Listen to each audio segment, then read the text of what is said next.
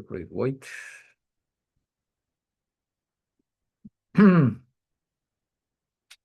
Okay. This is my theory, the elements of the knee kinematics.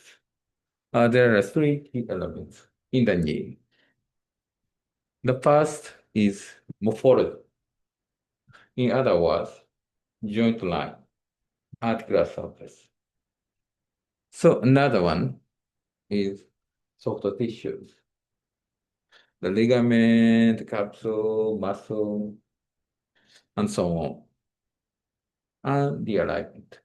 The alignment means the angle between the bone on bone or bone and joint articular surface. These elements makes an individualized harmony and then forms patient own kinematic. So, for example, soft tissue decide the morphology. Please imagine the patient with discord meniscus. The patient have the thick meniscus. Lateral condyle can be hypoplastic. So, and another example is over-linked theory. Do you know the over-linked theory? Over-linkage theory. No. If you decide ACL, PCL, and patella, and the patella tendon, then knee moves. Eventually, the articular surface can be formed. Okay, later I'll show you this detail. So in other words, soft tissue decides morphology. So this soft tissue situation is just fit for the patient on anatomy, morphology. So morphology decides soft tissue and soft tissue decides morphology. This combination is one by one. So there is no ideal morphology. The best morphology is the best fit for the soft tissue situation. So this combination is very, very difficult. So that's why mechanical alignment TK is very difficult to adjust both joint line and soft tissue. It's quite difficult. But if we do kinematic alignment, it's quite easy. Just to restore the patient native joint line. Then soft tissue can be adjusted automatically. If we change the joint line, soft tissue balance can be changed. But in the same time, this is a very interesting point for TKA surgeon, how to adjust soft tissue and the morphology. It's the big question. But if you do the kinematic alignment, it's very easy, straightforward, just to restore the patient's native situation in terms of articular surface and soft tissue. So the problem is the alignment is other factor. Basically, there is no relationship between the joint line and soft tissue. Because this is the situation around the knee. In other words, this is the interarticular situation. But this is extra-articular situation. Well, that can be changed according to the extra-articular. For example, femoral bone bowing, proximal tibial vertebra. Or in the extreme case, if the patient has the femoral shaft fracture, the alignment can change. So, but basically, mechanical alignment procedure respects the alignment path. So component positioning and global leg alignment should be straight. It should be neutral, despite the extra articular deformity. Oh, that is a progress. So if you adjust the component along the alignment, in other words, extra articular situation, inter-articular factors should be adjusted to be unnatural situation. Oh, that is a very problem of the mechanical alignment. Anyway, so in the kinematic alignment, we can adjust most, but the problem is the alignment can change. And sometimes it is very extreme, very steep balance or posterior slope, and so on. So if we respect the morphology part, that is the calipered kinematic alignment or true kinematic alignment, just restore the patient's native articular surface using the component. Oh, UK is as well. Another one is, oh, sorry, sorry. I should, or if you respect the soft tissue first, this is the functional alignment. In the functional alignment, using the robotics, intra-articular measurement, such as alignment and soft tissue balancing,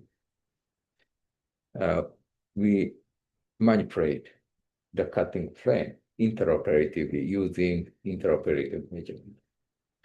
Then to adjust the cutting angle, the joint gap balancing to be equal in flexion and extension.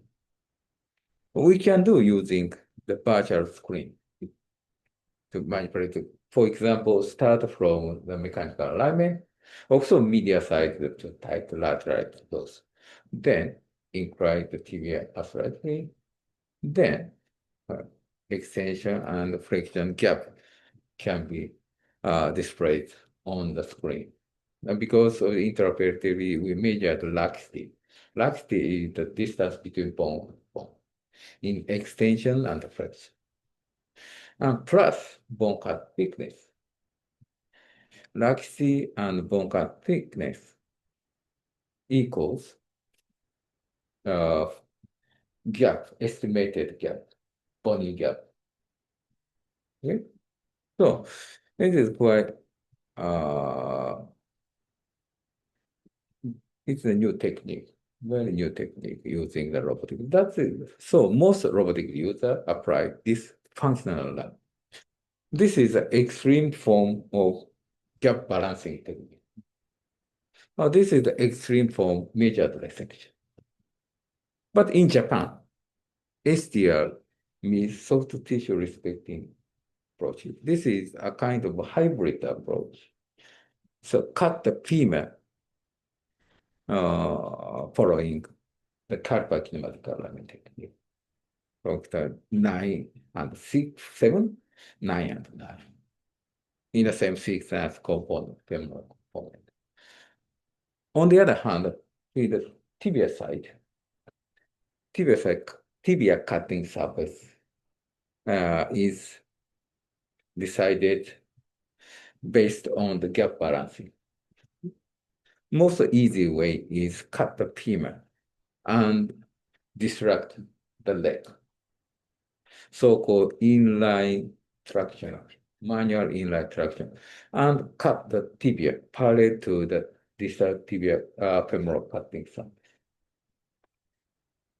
So in this technique, we can get the equal gap, medial and lateral, in extension. In the flexion, lateral loosening can be allowed. So this is a very simple procedure. In the most surgeon prefer to do the cut the femur and put the spacer block on the distal cutting surface and draw the line. on the anterior tibia surface and cut the parallel to this line. Another way is cut the find the femur and insert the femoral trial and extend and apply striatal valgus to restore the patient MCL's native tension and the length, and then measure the medial gap using the spoon gauge. If this space is 3 millimeters, cut lateral tibia in 10 millimeters, and the medial is 10 minus 3, so equals 7. If this space is 4, cut 10 and 6. Maybe Dr. Soda. Yes, this is what do you call this technique? Or soft tissue respecting soft tissue respecting. STR technique. There are two types of STR, either just inline manual inline traction or using the spoon gauge and the double stylus technique. Yes, double stylus. Dr. Yokoyama. Yeah, Dr. Yokoyama. Because many Japanese surgeons prefer to do the gap balancing technique. Oh, maybe this is a very popular technique for mechanical alignment. So many surgeons is interested in the gap. Or using the tensor devices, there are plenty of data about gap balancing, gap joint laxity using the tensor devices. And this is a hybrid. It is very familiar to Japanese surgeon. But basically, the true kinematic alignment is a true measured resection. Let's cut the femur, both femur and the tibia in the same thickness as component. That's all. And the third one is, this is also hybrid technique. Yeah, so it's restricted kinematic alignment. Decide the cutting line based on the alignment to avoid extreme alignment.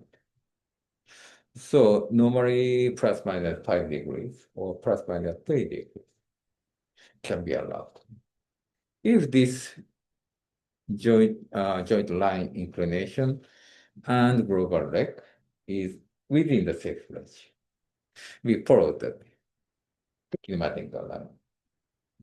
But if the alignment is extreme out of the border,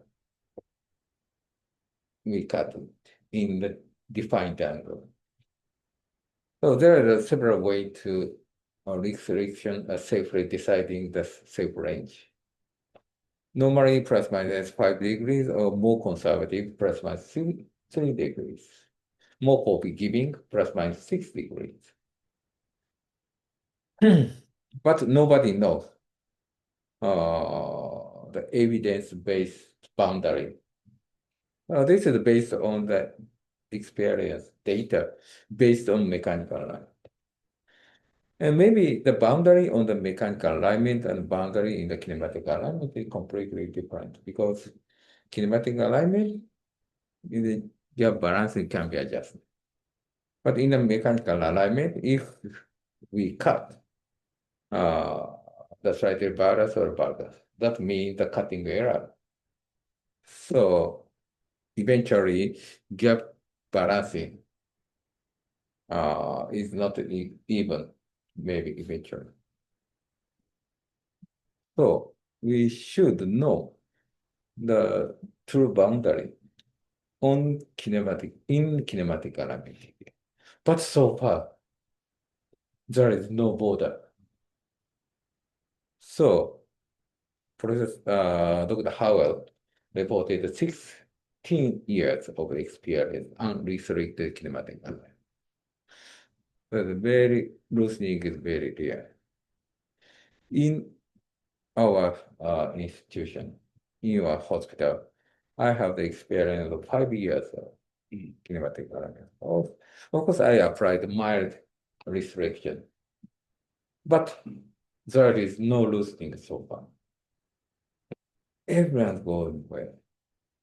So if we know the border, we can apply this border to do the restricted kinematic elements. But nobody know.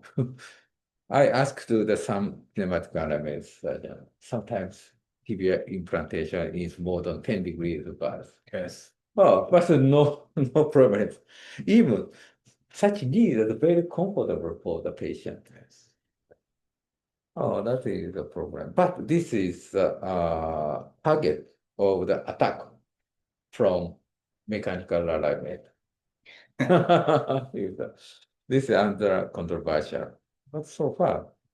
So anyway, kinematic alignment, we can adjust both the morphology and the physiological. But we should ignore the alignment. OK。というふうなことで、まあ何を見てるかっていうふうなところが非常に違うなというところであります。OK。じゃあまた続きは明日ということで。